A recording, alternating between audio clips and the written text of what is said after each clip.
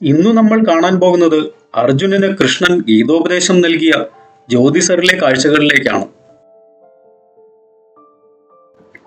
ജ്യോതിസരോവരവും ഗീതോപദേശത്തിനു സാക്ഷിയായ ആൽമരവും വിരാട രൂപവുമെല്ലാം ഇതിൽ പെടുന്നു. കുരുക്ഷേത്രത്തിലെ ആദ്യത്തെ വീഡിയോയായ ബ്രഹ്മസരോവര കാഴ്ചകൾ എല്ലാവരും കണ്ടു കാണുമെന്ന് വിശ്വസിക്കുന്നു. സരോവര സ്നാനം കഴിഞ്ഞ് ഗുർജർ ധർമ്മശാലയിൽ സുഖമായ ഉറക്കവും കഴിഞ്ഞ് കാലത്ത് തന്നെ 7:30 യാത്ര തിരിച്ചിരിക്കുകയാണ്. ജ്യോതിസറാണ് ആദ്യ ലക്ഷ്യം. കുരുക്ഷേത്ര യൂണിവേഴ്സിറ്റി വഴിയാണ് അങ്ങോട്ട് പോകുന്നത്. 1956 തുടങ്ങിയതാണ് ഈ യൂണിവേഴ്സിറ്റി. ഹരിയാനയിലെ പ്രമുഖ യൂണിവേഴ്സിറ്റിയാണിത്.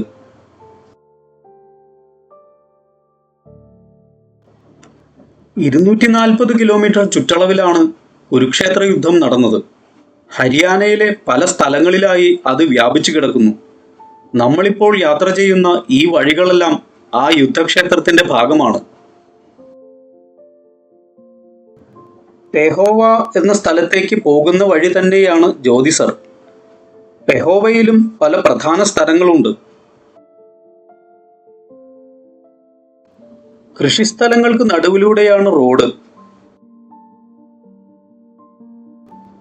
എല്ലായിടത്തും നെൽകൃഷിക്കുള്ള തയ്യാറെടുപ്പുകളാണ് നടക്കുന്നത്. പാടം ഉഴുത് തയ്യാറാക്കിക്കൊണ്ടിരിക്കുന്നു. നെൽകൃഷി തന്നെയാണ് ഈ പ്രദേശത്ത് കൂടുതൽ. വിശാലമായ പാടശേഖരങ്ങളാണ്.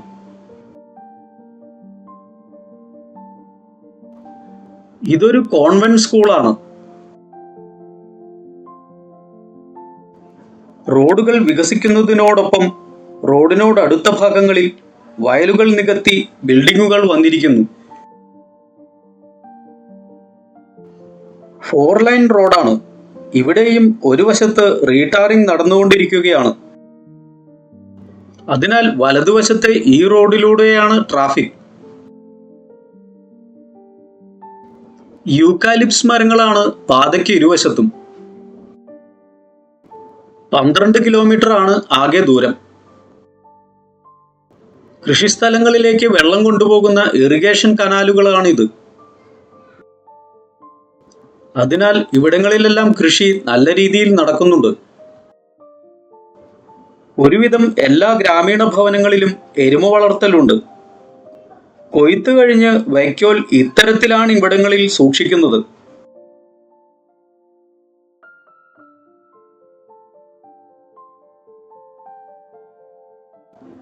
ഇപ്പോൾ നമ്മൾ ജ്യോതിസറിൽ എത്തിയിരിക്കുന്നു. ഗേറ്റിനടുത്ത് ഗീതാ പ്രസിന്റെ ബുക്ക് സ്റ്റാളും സുവനീർ ഷോപ്പും നടക്കുന്നുണ്ട്.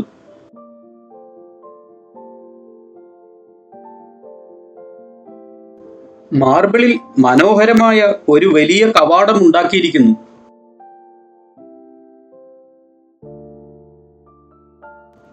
കവാടത്തിനരികിൽ തന്നെ വലിയ 2 ആൽമരങ്ങളുണ്ട്. സന്ദർശകർ തീരെ കുറവാണ്.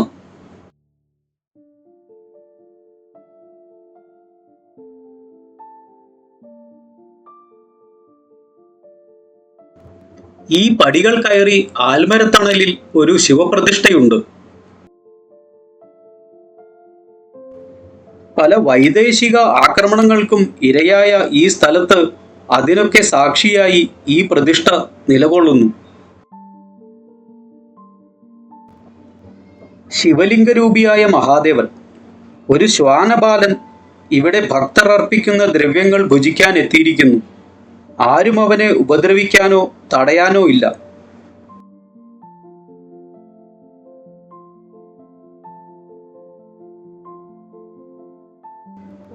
ആൽമരത്തിന് പുറകുവശത്തായി ഒരു ശിവക്ഷേത്രവും കാളിക്ഷേത്രവുമുണ്ട്. ക്ഷേത്രത്തിനു മുൻപിൽ ഒരു വാനര കുടുംബം സ്വൈരമായി ഇരിപ്പുണ്ട്. അവരെ ആരും അലോസരപ്പെടുത്തുന്നില്ല. അവരും ആർക്കും ഒരു ശല്യവും ഉണ്ടാക്കുന്നില്ല.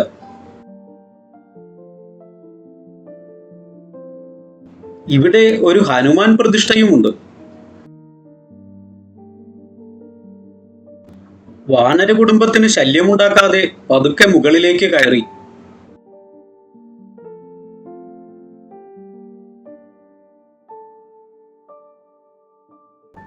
ഇതാണ് നന്ദിയോടുകൂടിയ ശിവലിംഗ പ്രതിഷ്ഠ.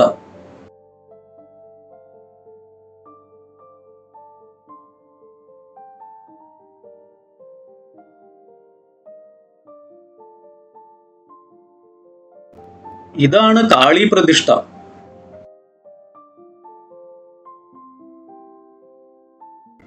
തൊട്ടപ്പുറത്ത് തന്നെയാണ് ഗീതാ മന്ദിർ.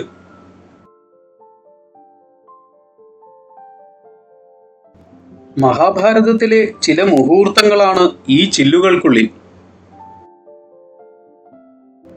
ഹിന്ദു മിഷൻ ട്രസ്റ്റിനാണ് ഇതിന്റെ നടത്തിപ്പ്.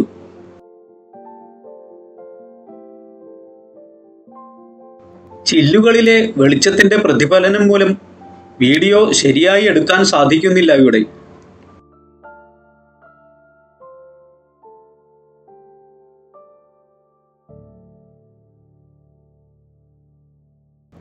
ഗീതാ മന്ദിറിനടുത്ത് ഒരു സരസ്വതി പ്രതിഷ്ഠയാണ്.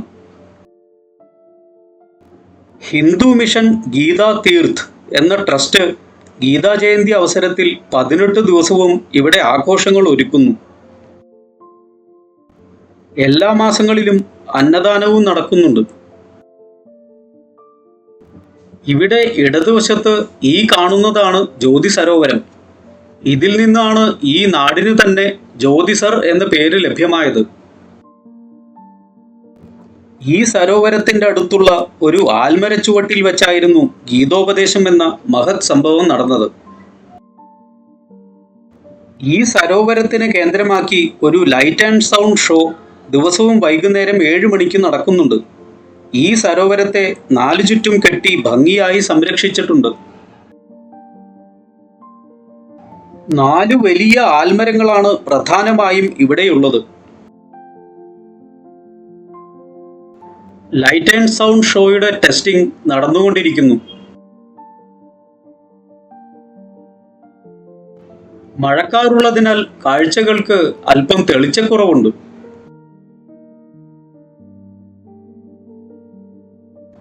ഈ യാത്രകൾക്കിടയിൽ ഉത്തരേന്ത്യയിൽ മൺസൂൺ എത്തിത്തുടങ്ങുന്നതേയുള്ളൂ.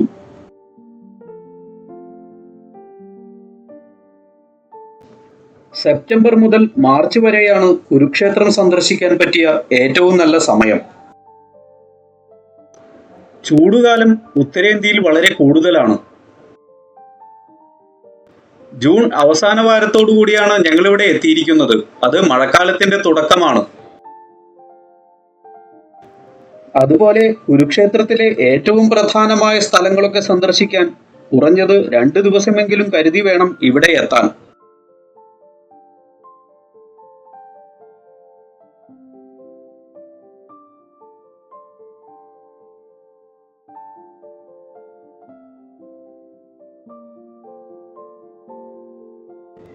നേരത്തെ കണ്ട ക്ഷേത്രങ്ങൾക്കപ്പുറം കുറച്ചു ചവിട്ടുപടികൾ കയറി എത്തുന്നത് മറ്റൊരു ആൽമരച്ചുവട്ടിലേക്കാണ്. ചവിട്ടുപടികൾക്ക് വലതുവശത്തായി വേറെയും ചിലതുണ്ട്. ഗുരുഭവനാണിത്. ഗുരുക്കന്മാർക്ക് എന്നും ഭാരതം ഈശ്വരന് മുകളിലാണ് സ്ഥാനം കൊടുത്തിട്ടുള്ളത്. അല്ലെങ്കിൽ ഗുരുവാണ് ഈശ്വര സാക്ഷാത്കാരത്തിലേക്കുള്ള വഴിയിൽ മുൻപ് വരുന്നത്. അതിനു മുൻപായി മാതാവിനും പിതാവിനും സ്ഥാനം നൽകിയിരിക്കുന്നു. അറിവിലേക്കുള്ള വഴികാട്ടികളാണ് മാതാപിതാ ഗുരു. ഇതൊരു സന്യാസി ശ്രേഷ്ഠന്റെ സമാധിയാണ്. ഹിന്ദു മിഷന്റെ സ്ഥാപകനായ സ്വാമി സത്യാനന്ദ മഹാരാജിന്റെ സമാധിയാണിത്. ചവിട്ടുപടികൾ കയറി മുകളിലെത്തിയാൽ ഒരു വലിയ ആൽമരത്തിനു കീഴെ ഒരു ഹനുമാൻ പ്രതിഷ്ഠ കാണാം.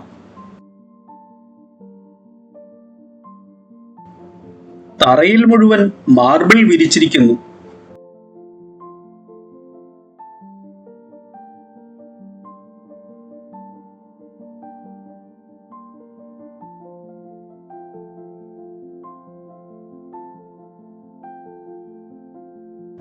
മറ്റൊരു ആൽമരത്തണലിലെ ചാരുബെഞ്ചിൽ ഒരു വാനരൻ സുഖമായി മയങ്ങുന്നു. ഉദ്യാനപാലകരോ സന്ദർശകരോ ഒരു അലോസരവും ഉണ്ടാക്കുന്നില്ല. ഒരു സന്ദേഹമോ ചിന്തയോ ഇല്ലാതെ സുഖമായി മയക്കം. ഇവരും പ്രകൃതിയുടെ ഭാഗമായി മനുഷ്യനെ പോലെ തന്നെ അവകാശമുള്ളവരാണെന്ന് ഇന്നാട്ടിലെ ജനങ്ങൾ കരുതുന്നത് കൊണ്ടാവാം ഈ വാനര സമൂഹം അല്ലലില്ലാതെ കഴിയുന്നത്.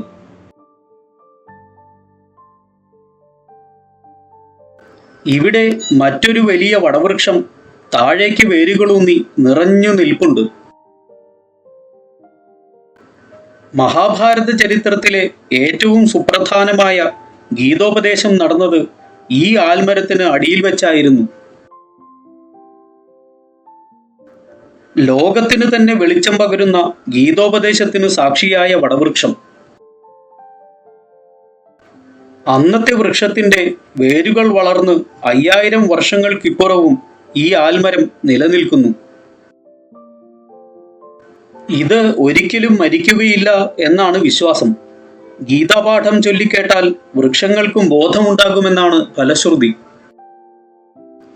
8ാം നൂറ്റാണ്ടിൽ ആദിശങ്കരാചാര്യരാണ് കുരുക്ഷേത്ര ഭൂമിയിൽ സഞ്ചരിച്ച് ഈ സ്ഥലനിർണയം നടത്തിയത്. മഹാഭാരതത്തെക്കുറിച്ചും ഗീതയെക്കുറിച്ചും അദ്വിതീയ പാണ്ഡിത്യമുണ്ടായിരുന്ന ആചാര്യർ ഓരോ സ്ഥലവും സന്ദർശിച്ച് സങ്കേതങ്ങൾ ചികഞ്ഞ് അന്വേഷിച്ചതിനു ശേഷമാണ് ഈ സ്ഥലമാണതെന്ന് നിശ്ചയിച്ചത്. കാഞ്ചി കാമകോടി പീഠത്തിലെ ശങ്കരാചാര്യരാണ് ഈ ഗീതോപദേശ ശില്പം ഇവിടെ സ്ഥാപിച്ചത്.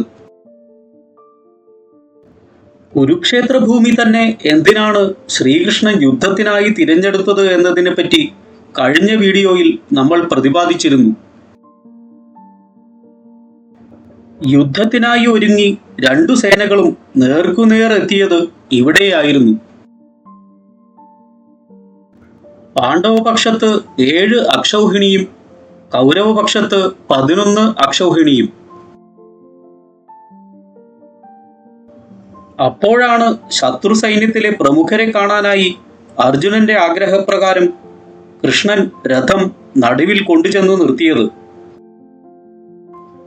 ഗുരുജനങ്ങളെയും പിതൃസമാനരെയും പിതാമഹനായ ഭീഷ്മരെയും ബന്ധുജനങ്ങളെയും ഒക്കെ കണ്ട അർജുനന് ഭാവമാറ്റമുണ്ടായി.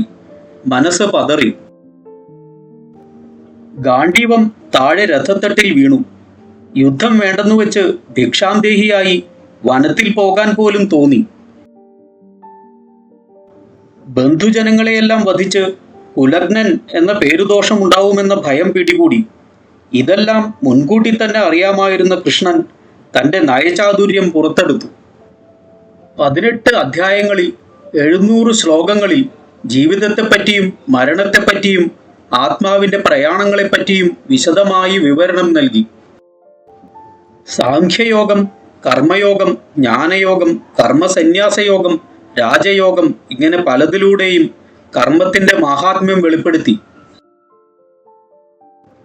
വെറുതെ ഇരിക്കുന്നവൻ പോലും മനസ്സുകൊണ്ട് കർമ്മം ചെയ്യുന്നു എന്ന് പ്രഖ്യാപിച്ചു.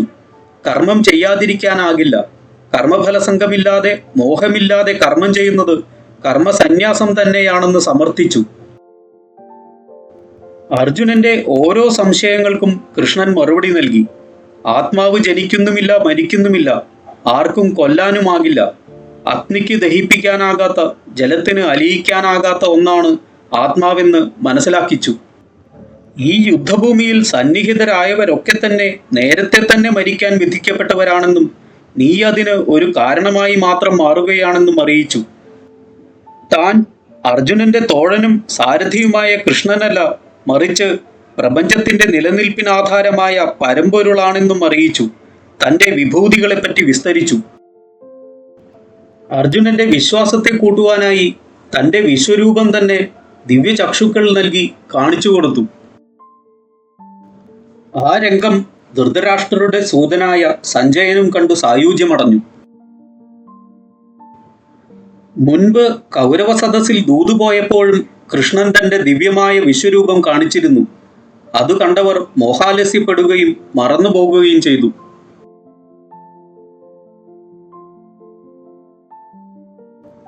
ആരോടും മമതയും വിദ്വേഷവുമില്ലാത്ത കൃഷ്ണൻ. ലോകപരിപാലനത്തിന് നിർവഹിക്കപ്പെട്ട വിഷ്ണുവിന്റെ അവതാരമായ കൃഷ്ണന് സ്വന്തം കുടുംബത്തിനോട് പോലും പ്രത്യേക മമത ഇല്ലായിരുന്നു. എല്ലാം കണ്ട് മന്ദഹസിച്ച് സാക്ഷിയായി നിന്ന കൃഷ്ണൻ സ്വന്തം കുലത്തെയും മക്കളെപ്പോലും ദണ്ഡിച്ച് ഇല്ലായ്മ ചെയ്തവനാണ് കൃഷ്ണൻ. സ്വന്തം കർമ്മഫലങ്ങളാണ് ഒരുവൻ അനുഭവിക്കുന്നതെന്ന് ഗീതയിലൂടെ ലോകത്തിനെ അറിയിച്ചു. സ്വന്തം കർമ്മങ്ങളിൽ ശ്രദ്ധയൂന്നി മോക്ഷത്തിനായി യത്നിക്കണമെന്ന് ഉദ്ബോധിപ്പിച്ചു. ദ്വാപരയുഗത്തിലെ തന്റെ അവതാരോദ്ദേശം മഹാഭാരത യുദ്ധത്തോടെ ചെയ്തു തീർത്ത കൃഷ്ണൻ ദ്വാരകയെയും അവശേഷിപ്പിച്ചില്ല. സ്വന്തം നശ്വരമായ കൃഷ്ണവേഷം മുജ്ജന്മ കർമ്മഫലത്തിന് അനുസരിച്ച് ജരയെന്ന ബാലിയുടെ അമ്പിനാൽ അഴിച്ചുവെച്ച് വൈകുണ്ഠത്തിലേക്ക് മടങ്ങി.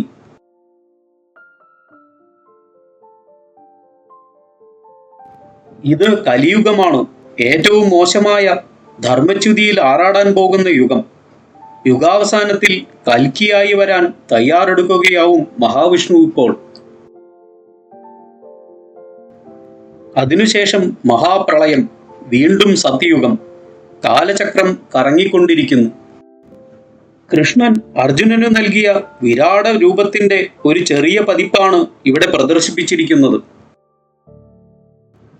5 തലകളുള്ള അനന്തൻ കുടയായി 9 ശിരസുകളോടുകൂടിയ വിരാട രൂപം.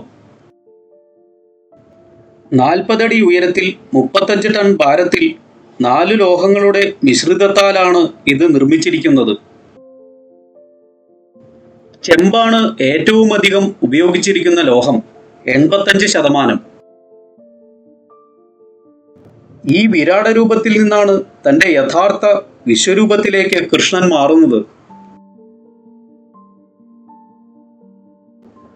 ശില്പത്തിന്റെ 4 വശങ്ങളിൽ താഴെയായി മഹാവിഷ്ണുവിന്റെ അവതാരങ്ങളും വിഭൂതികളും കൃഷ്ണാവതാരവും മറ്റു ദേവീദേവതകളുടെയും മഹർഷീശ്വരന്മാരുടെയും രൂപങ്ങൾ കൊത്തിവച്ചിരിക്കുന്നു.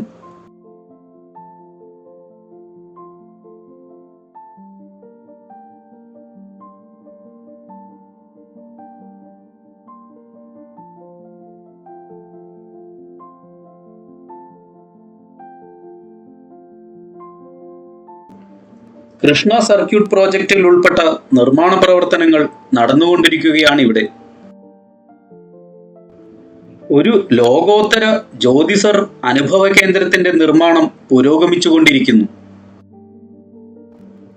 5 മന്ദിരങ്ങളിലായി മഹാഭാരത യുദ്ധത്തിന് മുൻപുള്ളതും യുദ്ധത്തിന്റെ 18 ദിവസങ്ങളിലെ സന്ദർഭങ്ങളും യുദ്ധാനന്തരം നടന്ന സംഭവങ്ങളുമെല്ലാം ഇതിൽ ഉൾപ്പെടുത്തിയാണ് നിർമ്മാണം. 18 കണ്ണാടികളിലായി 18 ദിവസങ്ങളിലെ യുദ്ധസംഭവങ്ങൾ അവതരിപ്പിക്കുമെന്നാണ് അറിയുന്നത്. സന്ദർശകർക്ക് തങ്ങളുടെ പ്രശ്നങ്ങൾക്കുള്ള ഉപദേശം ഗീതയിൽ നിന്നും ലഭിക്കാനായുള്ള ഇന്ററാക്റ്റീവ് ബോർഡുകളും സജ്ജമാക്കുന്നുണ്ട്.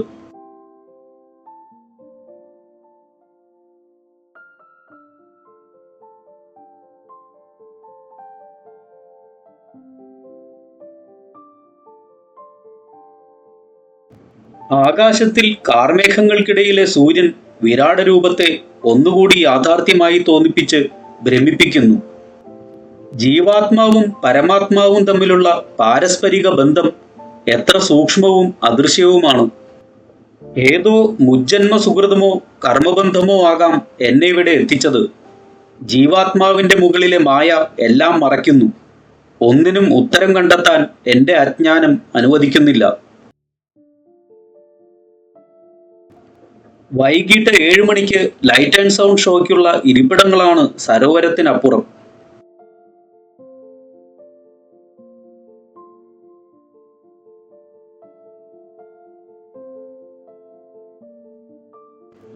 ഇവിടെ ജീവിച്ച ചില സന്യാസി വര്യരുടെ സമാധികൾ കാണാനുണ്ട്.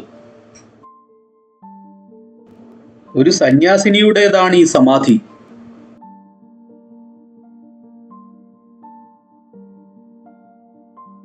ഗീതോപദേശ ശില്പത്തിനടുത്തായി ശങ്കരഗുരുവിന് ഒരു ക്ഷേത്രം പണിതിരിക്കുന്നു. തന്റെ ശിഷ്യർക്ക് ഗീതാഭാഷ്യം ഉപദേശിക്കുന്ന ആദിശങ്കരഗുരു.